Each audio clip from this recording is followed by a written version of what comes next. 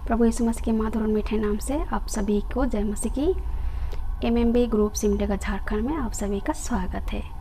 दोस्तों, मैं बताना चाहती हूँ कि पार्ट 1 में जो हमने वीडियो अपलोड किया था तो उसका टॉपिक हमने रखा था जीवित परमेश्वर की उपासना करो, ना कि मूरत का। ठीक है, और उसके बारे में काफ़ी कुछ बताई हूँ कि मूरत क्या चीज़ है और मूरत कैसे कोई मटेरियल से बनाकर उसको लोग तैयार करते हैं और सोना चांदी सजाते और मतलब कि हाथ थोड़े कील ठोक ठोक कर दृढ़ करते हैं, है ना। उन सब की पूजा नहीं करना, बल्कि प्रभु यीशु मसीह जो जीवित है, जीवित परमेश्वर, उसकी हम उपासना करें। हमारा टॉपिक यही था मेरे प्यारे भाई बहनों, है ना। टॉपिक को मतलब आज हम उसके अगला भाग हम देखेंगे, क्योंकि लंबा वीडियो मैं नहीं बनाना चाहती हूँ, क्योंकि हर कोई के पास इतना टाइम नहीं रहता है जिसके कारण घंटों की वीडियो देख सके। इसीलिए मैं शॉर्ट में कम से कम कितना 20-25 मिनट की मैं वीडियो बनाकर अपलोड करती हूँ। तो उसको मैंने टाइटल दिया है पार्ट 1, है ना, जीवित परमेश्वर की उपासना करो पार्ट 1। तो ये हम उसी की टॉपिक में हम आगे बढ़ेंगे, तो इसको हम पार्ट 2 करके अपलोड करेंगे। तो प्यारे भाई और बहनों, वीडियो या टॉपिक शुरू करने से पहले हम थोड़ा सा प्रार्थना करते हैं। धन्यवाद यीशु, आपका धन्यवाद करते हैं राजा, सुंदर समय आपने दिया हमें, आपकी बहुत बहुत धन्यवाद।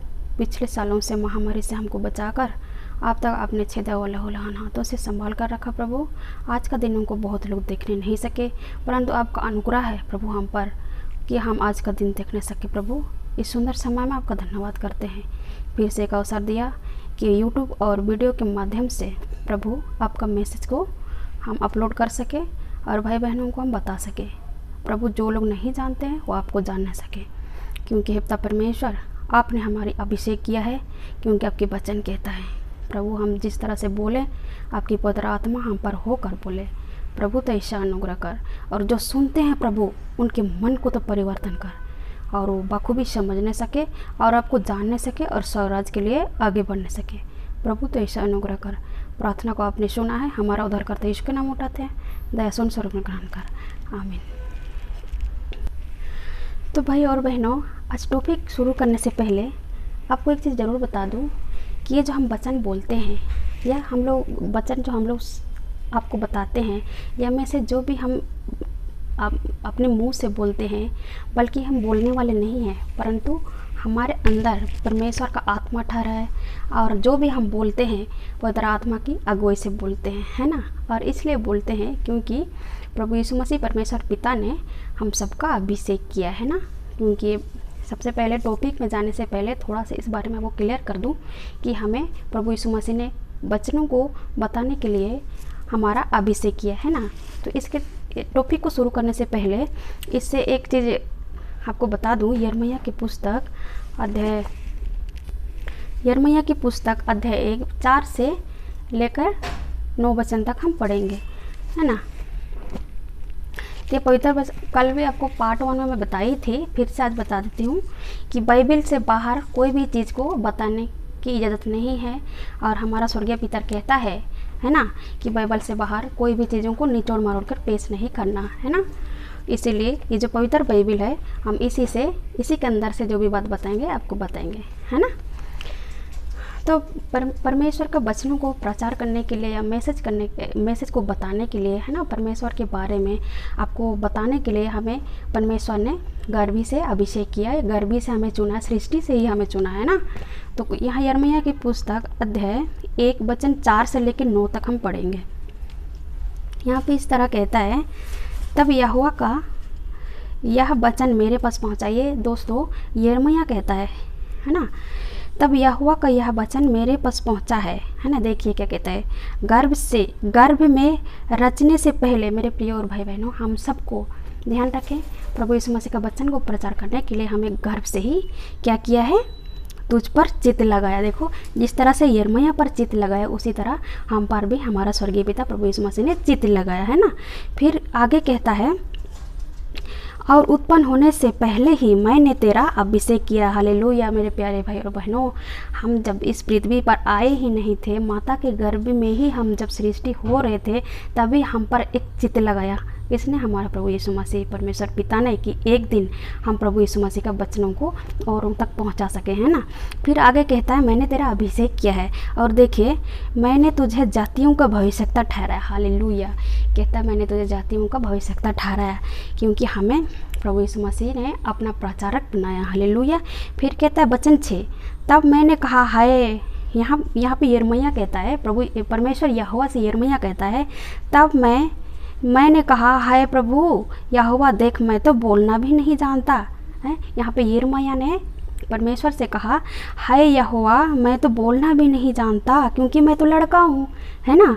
फिर यहाँ पर यिर्मयाह बात कर रहे हैं परमेश्वर यहोवा से, ठीक है, क्योंकि यहाँ पर 4 से लेकर 6 तक, हम 5 तक में कहता है कि यिर्मयाह यहाँ जिक्र कर रहा है कि परमेश्वर का वचन मेरे पास ये पहुँचा है कि ये कहता है कि मैंने तुझे गर्भी में चित्त लगाया था, और मैं उत्पन्न होने से पहले तुझे जो है ना अभिषेक किया, है ना। फिर इधर यिर्मयाह यहोवा से कहता है हाय प्रभु, मैं तो छोटा हूँ, लड़का हूँ, मतलब मैं तो बोल ही नहीं सकता हूँ, है ना। इसके बाद आगे कहता है 1 सेकेंड, देखिए वचन 7 को कहता है परंतु यहोवा ने मुझसे कहा। देखिए फिर से आगे कहिए, यहाँ पे वचन 6 में कहता है यहोवा से, यहोवा मैं तो छोटा लड़का हूँ, मैं तो बोल नहीं सकता। परंतु 7 में यहोवा फिर से यिर्मयाह से क्या कहता है, देखिए परंतु यहोवा ने मुझसे कहा। यहाँ पर फिर जिक्र कर रहा है कि कौन, यिर्मयाह कह रहा है, यहोवा ने मुझसे कहा मत कह कि मैं लड़का हूँ। देखिए परमेश्वर यहोवा ने यिर्मयाह से कहा मत कह कि तू लड़का है ना। आगे कहते हैं क्योंकि जिस किसी के पास मैं तुझे भेजूँ। देखिए यहाँ पे परमेश्वर यहोवा यिर्मयाह से कहता है जिस किसी के पास मैं तुझे भेजूँ वहाँ तू जाएगा। देखिए और जो कुछ मैं तुझे आज्ञा दूँ तू वही कहेगा। हालेलुया। और आगे देखिए वचन 8, तू उनके मुख को देखकर मत डरना, क्योंकि तुझे छुड़ाने के लिए मैं तेरे साथ हूँ। देखिए हालेलुया। यहाँ पर यिर्मयाह से यहोवा कहता है जब तू किसी के साथ भी आमना सामना होगा तो तू डर मत, क्योंकि छुड़ाने वाला मैं हूँ। परमेश्वर यहोवा कहते हैं छुड़ाने वाला मैं हूँ। यहोवा की यही है वाणी है ना। हालेलुया। फिर देखिए वचन 9 को कहता है तब यहोवा ने हाथ बढ़ाकर, हालेलुया, यहाँ पर यिर्मयाह कहता है तब यहोवा ने हाथ बढ़ाकर मेरे मुंह को छुआ। हालेलुया। किसका, यिर्मयाह को मुंह को छुआ, क्योंकि उसने कहा था ना, यिर्मयाह ने कहा था ना यहोवा है, मैं तो छोटा हूँ, मैं तो बोलने भी नहीं जानता, है ना। इसलिए तो यहाँ कह रहा है तब यहोवा ने हाथ बढ़ाकर, यहाँ पर यहोवा ने अपना हाथ बढ़ाकर मेरे मुंह को छुआ। Press the Lord. यहाँ यिर्मयाह अपने आप को जिक्र कर रहा है कि यहाँ पे मेरे मुंह को किसने, परमेश्वर यहोवा ने अपना हाथ बढ़ाकर छुआ। इसके बाद क्या कहता है, और यहोवा ने मुझसे कहा, हाँ देखिए, देख मैंने अपने वचन तेरे मुंह में डाल दिया है। हालेलुया और प्रेस द लॉर्ड। तो वचन यही है मेरे प्रिय और भाई बहनों, मैं कहना यही चाहता हूँ कि परमेश्वर पिता स्वर्गीय अब्बा ने हम सबको गर्भ ही में नियुक्त किया है कि हम प्रभु यीशु मसीह का सुसमाचार को प्रचार करें। हालेलुया। और कहता है कि मैंने तुम्हारा अभिषेक किया है ना। और हमारे एक एक जन में, मतलब एक एक के मुंह में जो भी हम बोलते हैं प्रभु यीशु मसीह का वचन को ही हम अपने मुख से बोलते हैं, है ना। तो आगे हम देखते हैं, अपना टॉपिक में आ जाते हैं मेरे प्यारे भाई बहनों। इसलिए ये बातें आपको बीच में डाल दिया कि देखिए जो कुछ भी हम बोलना चाहते हैं ये हम नहीं बल्कि स्वर्गीय पिता बोलता है ना। इसके बाद हम आगे देखते हैं, कल अपना टॉपिक में आ जाते हैं, है ना। अपना टॉपिक में आ जाते हैं। हमारा टॉपिक था जीवित परमेश्वर की उपासना करो, है ना। तो इसीलिए आप ये मत बोलिए कि ये सिस्टर अपने से क्या बातें बनाकर बोल रही है, नहीं, बल्कि मैं अपने से बातें बनाकर नहीं बोल रही हूँ, है ना। तो हम देखते हैं आगे मेरे प्यारे भाई बहनों, अपने टॉपिक में आ जाते हैं, है ना। हमारा टॉपिक था जीवित परमेश्वर की उपासना करो। तो मेरे प्यारे भाई और बहनों, जो कुछ भी मैं बोलती हूँ, इसीलिए ये देखो परमेश्वर ने हमारा अभिषेक किया इसी रीति से, इसीलिए मैं बोलता हूँ, ठीक है। तो आगे हम देखते हैं यिर्मयाह की पुस्तक अध्याय 10 वचन 3 से लेके हम 5 तक पढ़ेंगे, ठीक है। हम अपने टॉपिक में वापस आ गए, है ना। यहाँ पर वचन यिर्मयाह की पुस्तक अध्याय 10 वचन 3 में हम पढ़ते हैं, कहते हैं क्योंकि देशों के लोगों की रीतियाँ तो निकम्मी है। हालेलुया। क्योंकि देखिए जो मूर्त हम पार्ट 1 में बात किए हैं, देखिए किस रीति से बनाया, उसी को हम फिर से स्टार्ट कर रहे हैं ना। हाँ, क्योंकि देशों की लोगों की रीतियाँ तो निकम्मी है। देखिए हमारा प्रभु यीशु मसीह ने पहले ही से मूर्त पूजने वालों को निकम्मा ठहरा दिया है। ठीक है, इसके बाद हम आगे देखते हैं वचन 3 को हम पूरा नहीं पढ़ते हैं। हाँ, निकम्मा ठहरा दिया है मूर्त तो वन में से किसी का काटा हुआ काठ है। हाले यहाँ पर देखिए मतलब कि मूर्त जो है वो किसी पेड़ का काटा हुआ काठ है, जिसे कारीगर ने वसूले से बनाया है। यहाँ मूर्ति बनाने की बात हो रही है ना, जिसको मतलब कि लोग पूजते हैं। हाँ, तो यहाँ पर देखिए मूर्ति जिसको मतलब पूजते हैं, किसी जंगल का किसी पेड़ का कटा हुआ काठ का, जिसको मतलब कारीगर ने वसूले से बनाकर उसको, देखिए आगे क्या कहते हैं वचन 4 में, लोग उसको, ठीक है, जो मूर्ति पूजा करने वाले या कारीगर हैं, सोना चांदी से सजाते। ये बात सच है ना मेरे प्रियो।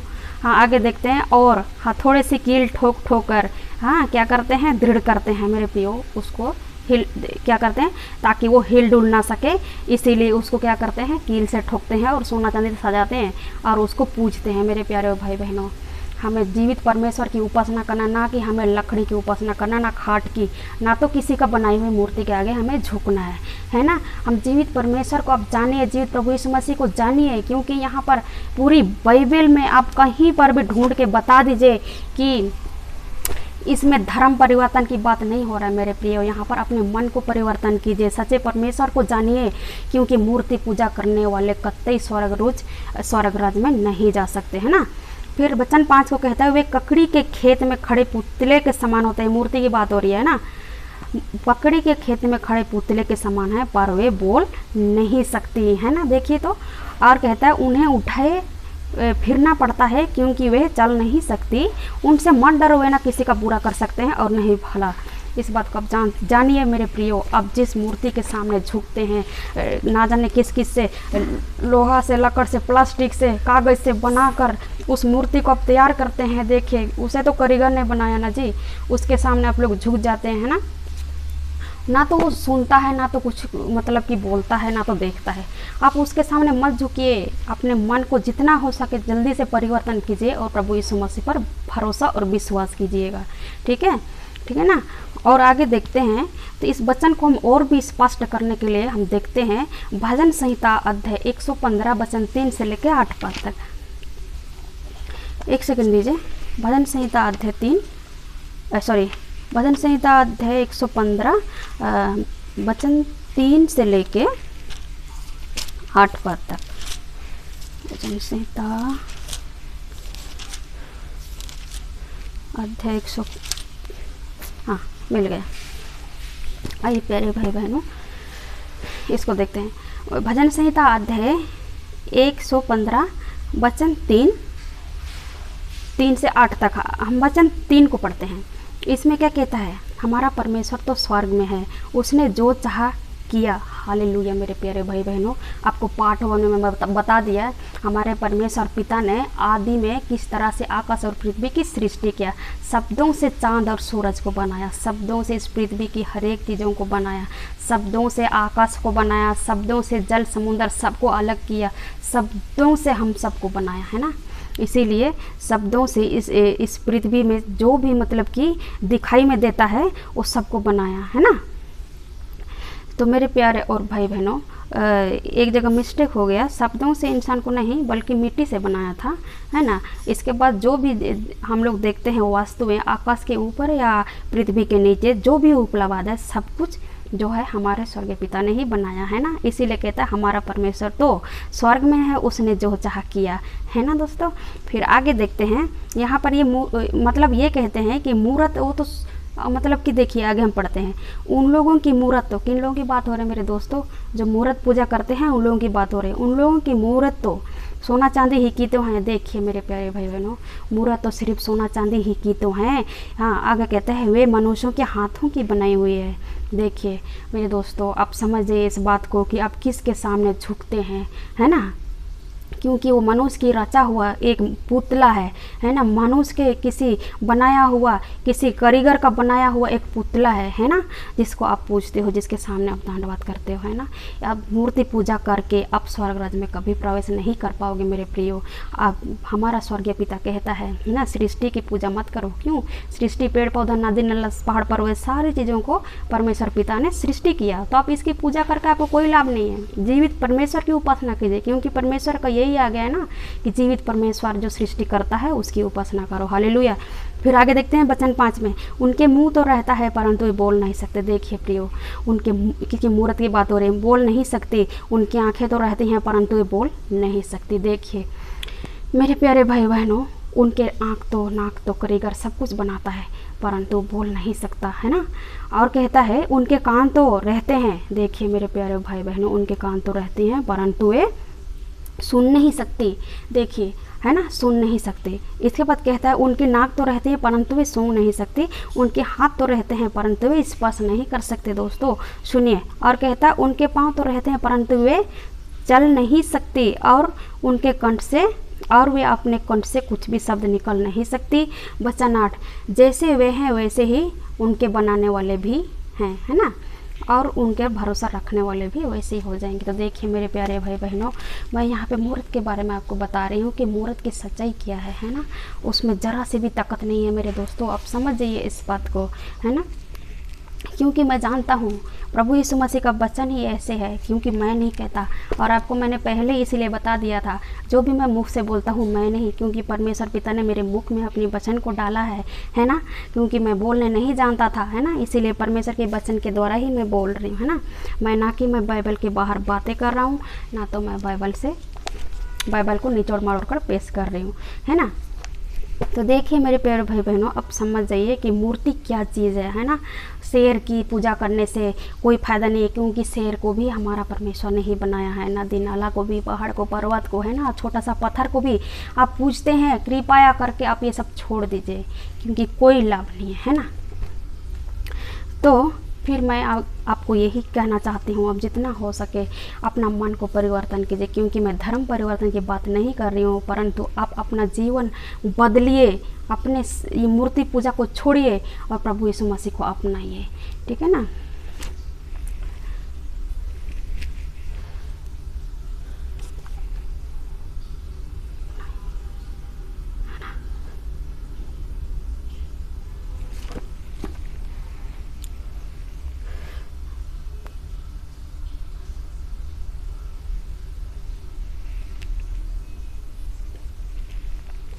मेरे प्यारे भाई बहनों, आप मूर्ति पूजा से बचे रहिए, है ना। तो एक और चीज़ मैं बताना चाहती हूँ, याद नहीं आ रहा अच्छा से,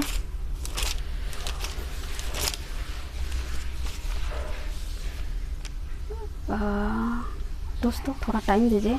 पहला कुरिन्थियों मैं बहुत जल्दी ख़त्म करूँगी, क्योंकि मैं नहीं चाहती कि वीडियो लंबा हो, क्योंकि हर किसी के पास टाइम नहीं होता। मैं समझ सकती हूँ इस बात को। कृपया आपने जो भी आप देखेंगे इस वीडियो अपलोड होने के बाद, मैं आप सभी को रिक्वेस्ट करती हूँ कि आप वीडियो में अंत तक बने रहें या वीडियो को पूरा देखिए, है ना। मैं एक चीज़ और बोलना चाहती हूँ कि कोलोसी में पहला कुरिन्थियों, हाँ थैंक गॉड मिल गया, पहला कुरिन्थियों अध्याय 10, है ना, वचन 14। हाँ, इस कारण है, किस कारण, हाँ, मूर्ति में कोई दम नहीं है मेरे प्रियो, मूर्ति में कोई दम नहीं है। उसकी आँख है परंतु देखता नहीं है, कान है सुनता नहीं है ना। आपको एलिय्याह नबी की कहानी तो पता ही होगा, है ना। एलिय्याह नबी जो राजा अहाब से चैलेंज करता है कि अपने 450 बाल देवताओं की पुजारियों को इकट्ठा करता है और वेदी में आग लगवाने की बात करता है, परंतु दिन दोपहर हो चला, उन्होंने बड़ी ही ढोल नगाड़े के साथ चीख पुकार कर परमेश्वर को अपने देवता को पुकारा, परंतु कोई उत्तर नहीं, कोई कुछ नहीं हुआ वहाँ पर, न तो आग बरसा ना तो उनकी शब्दों को सुना, है ना। तो यहाँ पर क्या किया एलिय्याह नबी ने, हाँ, उसने तुरंत ही पानी डाला, यहाँ तक कि लकड़ी में पानी भी डाला, उसमें वेदी पे बछड़े को रखा और तुरंत परमेश्वर को पुकारा और तुरंत उसमें आग लगे। Hallelujah, praise the Lord. देखो हमारा परमेश्वर ये है, ठीक है। सुनने वाला परमेश्वर है मेरे प्रियो। आगे हम देखते हैं यहाँ पर, इसीलिए कहता है उन मतलब कि मूर्तियों से बचे रहो। कहता है वचन 14, पहला कुरिन्थियों अध्याय 10 वचन 14, इस कारण हे भाइयों, हे मेरे प्रियो, मूर्ति पूजा से बचे रहो।